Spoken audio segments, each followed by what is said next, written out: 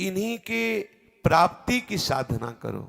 देखो, प्रायः शास्त्रों में आज्ञा दी जाती है साधना करो भगवत प्राप्ति के लिए, लेकिन प्रभु का एकांतिक प्रेम प्राप्त किए हुए देवर्षि नारद जी आज्ञा कर रहे हैं, तदेव साध्यताम, तदेव साध्यताम।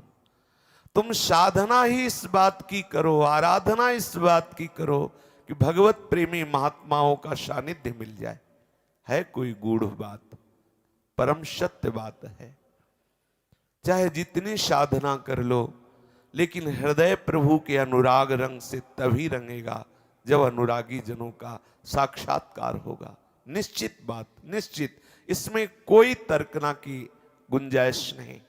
आप विचार करें, सैकड़ों बार चर्चा हुई, भगवान श्री कृष्ण का प्रतिपल सानिध्य प्राप्त उद्धव महाराज को, लेकिन प्रभु के अनुराग का अनुभव नहीं हुआ उनको।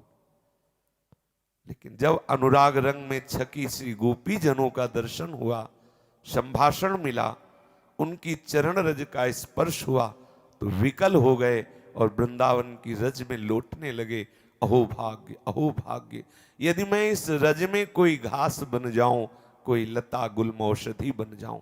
आप विचार कीजिए, स्वयं भगवान का सानिध्य प्राप्त किए हुए महापुरुष, भगवान बृहस्पति जी का जो हृदयस्थ ज्ञान है वो उद्धव जी के हृदय में आ गया, क्योंकि गुरु कृपा करके अपने आत्मज्ञान को शिष्य को प्रदान करता है।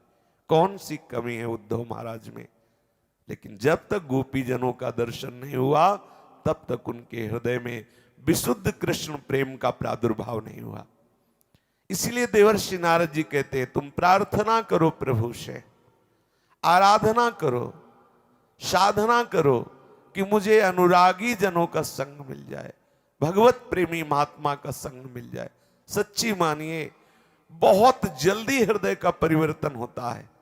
नहीं तो बहुत प्रयास करते रहो, ये मलिन माया की चाल ऐसी, कुछ ही क्षणों में हमारे अंतःकरण को वासना से वशीभूत करके ऐसी चेष्टाएं, ऐसे संकल्प, ऐसी स्फुरणाएं बना देती है, जिससे हमारा अंतःकरण जो साधन से पवित्र होता है वो पुनः पवित्र हो जाता है।